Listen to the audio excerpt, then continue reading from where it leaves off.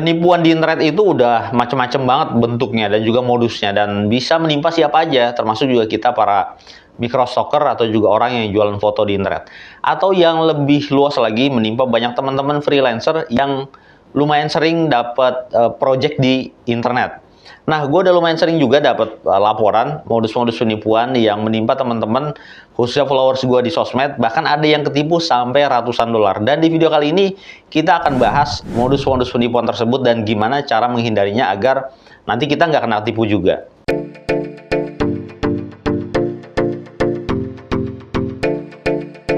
Oke, kita akan mulai dari modus penipuan yang baru-baru ini banyak ditanyakan teman-teman di kolom komentar YouTube gua. Modus ini menimpa banyak microstalker yang jualan foto di aplikasi 500px.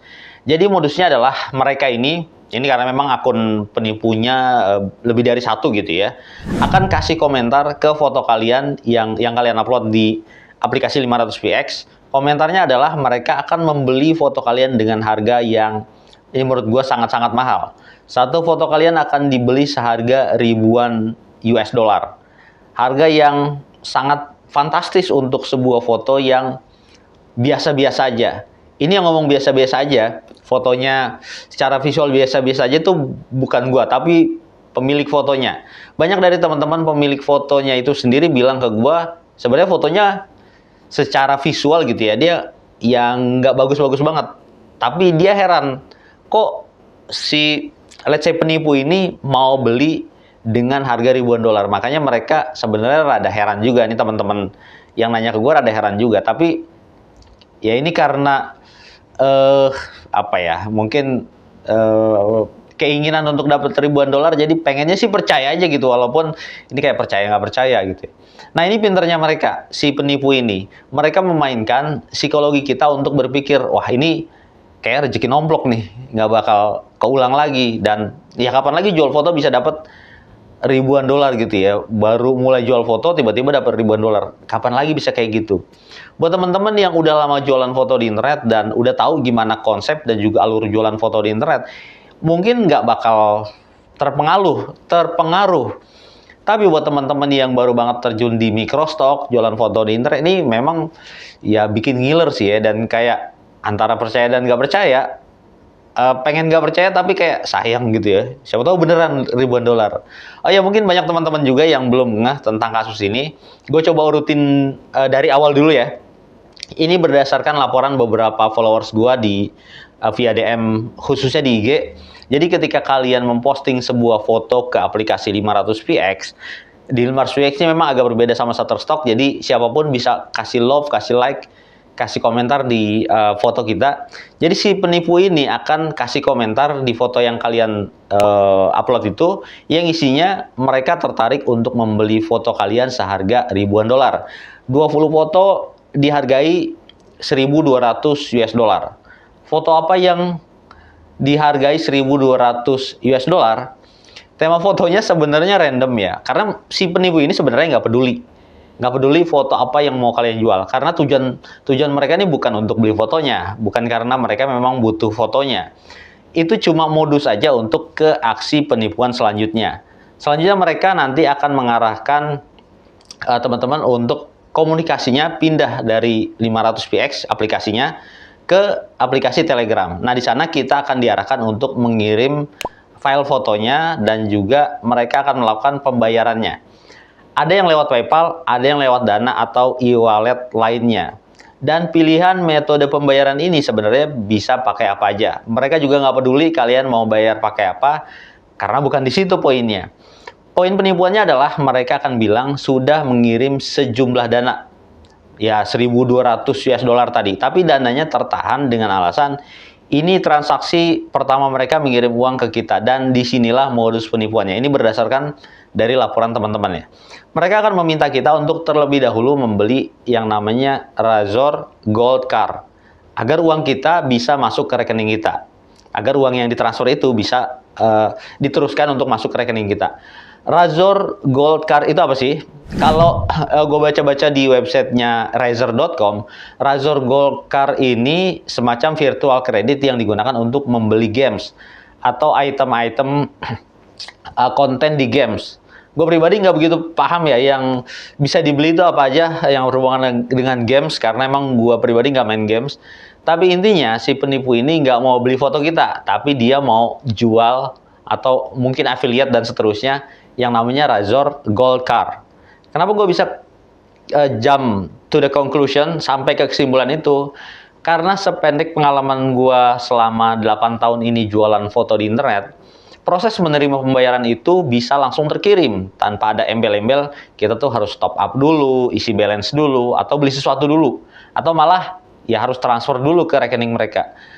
Buat gua nggak masuk akal sih ketika kita mau dapat uang malah kita harus keluarin uang dulu. Sama juga kayak kalau mau masuk kerja, mau dapat kerja tapi kita harus bayar dulu. Mungkin ada teman-teman yang punya pengalaman yang sama. Kalian coba tulis di kolom komentar ya. Dan untuk kalian ketahui, proses jual beli foto di internet itu semuanya dihandle oleh platform atau juga aplikasi jualan fotonya. Kalau kita jualan foto di 500px, ya proses jual belinya nanti lewat aplikasi 500px. Kalau di Shutterstock, ya Shutterstock yang handle prosesnya dan begitu seterusnya. Dan semua aplikasi itu kayak gitu, alur atau cara jualan fotonya. Jadi kalau ada yang mau beli foto kalian, terus dia ngajakin prosesnya di luar aplikasi, itu harus hati-hati. Terlebih kalau fotonya bisa dibilang biasa aja secara visual, atau ya kasarnya tuh bilang fotonya tuh jelek lah ya. Lain hal lagi kalau memang fotonya emang bagus banget ya, secara visual bagus banget, dan ini kayaknya sellable, banyak dibutuhkan, kemungkinan foto kalian dibeli di luar aplikasi itu memang ada. Cuma biasanya mereka akan melakukan penawaran lewat DM sosmed atau lewat email secara resmi. Case ini yang gue pernah denger di Shutterstock, karena ada beberapa teman yang mereka ada yang tertarik membeli foto mereka tapi di luar aplikasi dengan eksklusif gitu ya. Kalau di 500px sendiri sampai sejauh ini gue belum pernah dengar ada kasus beli di luar dan memang betulan gitu ya, bukan menipu. Kalau kalian masih bingung dengan penjelasan gue barusan, gue coba sederhanakan lah ya. Simak baik-baik ini beberapa poin yang biar teman-teman lebih mudah memahaminya. Kalau foto kalian jelek, terus ada yang mau beli dengan harga ribuan dolar dan prosesnya di luar aplikasi, itu suspicious, itu mencurigakan.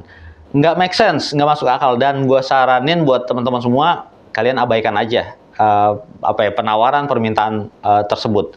Kalau foto kalian jelek, terus ada yang mau beli dengan harga ribuan dolar, dan prosesnya di luar aplikasi, dan kalian harus transfer uang dulu, entah itu deposit atau untuk beli sesuatu, itu lebih suspicious lagi, lebih mencurigakan lagi. Jadi, big no, langsung aja kalian cancel, kalian abaikan. Terus kalau foto kalian bagus banget, terus mau dibeli dengan harga ribuan dolar atau ratusan dolar, dan prosesnya di luar aplikasi, tapi kalian harus transfer dulu agar pembayarannya bisa lanjut ke kalian, bisa kalian terima, itu juga masih suspicious, masih mencurigakan, nggak masuk akal, dan ya pembayaran internasional itu cara kerjanya nggak seperti itu, bisa langsung diterima. Terus kalau foto kalian jelek, terus terjualnya lewat aplikasi 500px, itu normal, dan memang seperti itu alur jualan foto di internet. Terus yang terakhir, kalau foto kalian bagus banget, terus ada yang mau beli foto kalian secara eksklusif, coba prosesnya di luar aplikasi dan pembayarannya tidak perlu. Misalnya kalian harus transfer dulu, atau beli sesuatu dulu agar uangnya bisa terkirim, bisa kalian terima, itu normal. Karena memang ada yang seperti itu. Biasanya yang beli foto itu perusahaan umumnya ya, karena akan digunakan untuk kebutuhan perusahaan itu sendiri. Bisa untuk ya kebutuhan marketing, untuk sosmed mereka, atau juga kebutuhan yang lainnya. Ini penting. Kalau penawaran itu datang lewat email, kalian harus cek alamat email si pengirim. Kalau perusahaan itu emailnya tuh hampir tidak mungkin menggunakan email Google atau email Gmail, email gratisan. Biasanya email resmi perusahaan itu menggunakan akhiran domain website perusahaannya, akhiran alamat website perusahaannya. Misal penawarannya dari perusahaan besar Adobe ya, adobe.inc, maka alamat email pengirimnya misalnya marketing@adobe.inc. Ingat ya, @nya @adobe.inc, bukan @gmail.com. Harus waspada kalau dia ngaku marketingnya Adobe, tapi pakai alamat email misalnya martin.marketing.adobe.com@gmail.com. Kalian cek yang paling terakhirnya, @nya. Dan kalau memang resmi dari perusahaan, biasanya mereka akan bilang mereka itu siapa dan dari perusahaan mana. Dan istilah too good to be true, terlalu indah untuk jadi kenyataan, itu harus kalian ingat-ingat ya konsep itu. Ketika ada tawaran yang terlalu tinggi di luar pasaran dan ya agak aneh gitu ya, ketika fotonya nggak bagus-bagus banget tapi harganya bisa mahal. Terutama buat kalian ini yang masih baru-baru gitu ya, jualan foto di internet, di dunia microstock. Kemudian gue juga mau cerita ini modus penipuan yang lainnya yang menimpa beberapa followers gue, bahkan ada yang sampai transfer ketipu ratusan dolar. Modusnya ini sebenarnya masih mirip-mirip. Jadi si penipu ini akan bilang kalau dia suka dengan karya kita yang diposting di sosmed, atau mereka kasih kita mungkin mengerjakan sebuah proyek desain gitu ya, dan pembayarannya nanti lewat PayPal atau lewat Skrill atau lewat metode pembayaran yang lain. Karena ya balik lagi yang gue bilang tadi, metode pembayaran buat mereka tuh nggak penting karena poinnya tuh bukan di situ. Gue mau kasih contoh 2 kasus dari beberapa kasus yang masuk ke DM IG gue. Yang pertama, si penipu nyamar sebagai ibu rumah tangga. Gue nggak lihat fotonya, tapi yang DM gue bilang kayak gitu, yang suka terhadap karya desain salah satu followers IG gue. Terus singkat cerita, si ibu ini mau melakukan pembayaran lewat PayPal. Tapi karena PayPal followers gue ini nggak bisa digunakan, akhirnya pakai akun Skrill. Skrill tuh metode pembayaran lainnya. Kemudian followers gue ini minta untuk mengembalikan saldo via Skrill. Ini gue nggak tahu konteksnya apa, apakah bayarnya kelebihan atau alasan kendala teknis lainnya. Tapi yang pasti si ibu ini minta kembalikan lewat Skrill. Tapi yang bikin gue yakin kalau ini scam atau penipuan adalah alamat email si penipu. Coba kalian perhatikan alamat emailnya, replay.skrill.com.help@gmail.com. Terakhirnya ada Gmail. Dia mencoba untuk mengelabui kita dengan cara mengirim email seakan-akan email itu resmi dari perusahaan Skrill. Padahal seperti yang udah gue bilang di awal video, ini kalau email resmi perusahaan itu nggak mungkin pakai email gratisan kayak Google, Gmail. Ini nggak mungkin. Email resmi perusahaan itu pasti pakai akhiran alamat website mereka. Kalau Skrill, ya akhirannya @skrill.com. Kalau PayPal misalnya, karena website mereka paypal.com, ya akhirannya akan @paypal.com, misalnya marketing@paypal.com atau sales@paypal.com. Kalau alamat emailnya misalnya help.paypal.com@gmail.com, itu udah pasti email penipu. Jadi langsung aja kalian blok. Kasus yang kedua, ini nilai proyeknya lumayan gede, 500 US dollar. Singkat cerita, setelah proyeknya selesai dikerjakan, mungkin desain atau apa ya, gue pribadi nggak sampai nanya-nanya. Dan si klien atau penipu ini menerima karyanya, proyeknya. Dia akan pura-pura sudah melakukan pembayaran ke akun PayPal kita dengan bukti screenshot email bahwa dia sudah melakukan transfer ke rekening PayPal kita. Terus dia akan bilang uangnya tertahan karena alasan yang mirip-mirip kayak yang 500 PX tadi. Si penipu akan bilang kalau PayPal dari pihak PayPal itu menahan uangnya karena alasan limit. Intinya kita harus transfer dulu ke PayPal si penipu agar uangnya nanti bisa bulat di 500 dolar atau berapa gitu ya, agar uangnya nanti bisa diteruskan pihak PayPal ke akun PayPal kita. Buat sebagian orang, sampai sini sebenarnya udah nggak masuk akal, udah mencurigakan. Tapi pinternya si penipu, mereka ini lagi-lagi akan memainkan psikologi kita. Kayak misalnya uang 500 ini tinggal selangkah lagi nih masuk ke rekening kita. Kalau cuma model 50, 100 dolar dan nanti bakal dibalikin supaya prosesnya lancar, ya udah nggak apa-apa deh. Atau kalau di kasus followers gua, ini ada ancaman ternyata bahwa nama dan juga alamat si followers gue ini akan diteruskan ke lembaga penegak hukum. Gue pribadi nggak tahu ini lembaga penegak hukum mana. Jadi si followers gue ini jadi takut dan dia langsung transfer dana sebesar 200 US dollar ke si penipu. 200 dolar tuh 2 juta 2 juta setengah lebih ya, hampir 3 juta mungkin ya. Cara yang paling mudah untuk mengenali sebenarnya apakah ini penipuan atau bukan, lagi-lagi dengan mengecek alamat email yang digunakan si penipu. Ini menurut gue emang cara yang paling basic, cara yang paling mudah. Cuma ada satu lagi yang harus kalian ketahui. Ini pinternya penipu nih. Kalau tadi teman-teman mungkin udah paham gimana cara ngeceknya, ada satu lagi triknya yang waktu itu gue alami ketika ada calon penipu yang mau ngambil alih akun PayPal gua. Kadang ketika kita udah cek alamat email si penipu, ternyata dia terlihat pakai alamat email perusahaan yang valid. Alamat email dengan akhiran domain website resmi perusahaan, sebuah perusahaan gitu ya. Padahal bukan. waktu itu kalau nggak salah udah add paypal.com kalau nggak salah. Nah, cara ngeceknya adalah kalian coba replay, kalian coba balas email dari si penipu ini. Terus kalian cek alamat email tujuannya kemana. Nanti kalian akan tahu apakah benar ke alamat email perusahaan atau ke alamat email si penipu. Kalau ternyata ke alamat yang berbeda atau bukan alamat perusahaan, ini fix penipuan. Langsung kalian blok, langsung diabaikan aja. Dan tips terakhir dari gua adalah jangan panik, jangan takut kalau ada unsur ancaman atau juga ya misalnya diburu-buru di emailnya ya. Jangan keburu nafsu juga sehingga kalian langsung melakukan transfer tanpa cek ulang, tanpa dicek lagi. Tetap tenang dan kalian cari informasi dulu sebanyak-banyaknya, termasuk beberapa poin yang udah kita bahas di atas, perlu jadi pertimbangan kalian juga. Mungkin kalian pernah ada yang nonton, aduh lupa gue nama filmnya, The Beast atau apa gitu ya. Dia salah satunya tentang penipuan di internet itu. Salah satunya lewat itu, lewat scammer itu.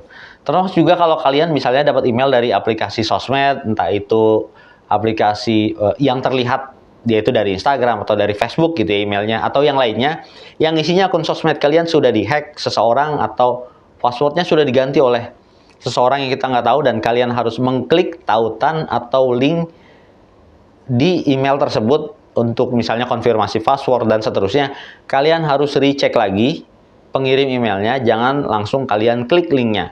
Karena modus kayak gini nih udah cukup banyak terjadi di internet, ya ini untuk mengambil alih akun sosmed kalian. Oke, ini kayaknya udah cukup panjang videonya, mudah-mudahan ini jelas dan ini bisa sedikit mencerahkan kalian ya dan bisa mencegah terjadinya penipuan di internet. Dan semoga kita nggak ada yang sampai ketipu juga ya dengan modus ya apapun itu, karena memang di internet itu banyak banget modusnya macam-macam. Tadi mungkin cuma 3 atau 4 modus, sebenarnya lebih dari itu. Kalau memang perlu gue bahas lagi nanti boleh juga gue bikin video keduanya. Dan kalau masih ada yang mau kalian tanyakan seperti biasa, tulis aja di kolom komentar. Kalau mau sharing pengalaman juga boleh, pernah ketipu apa misalnya, terus gimana caranya. Kita ketemu lagi di konten video selanjutnya. Tetap semuanya tok, jaga kesehatan.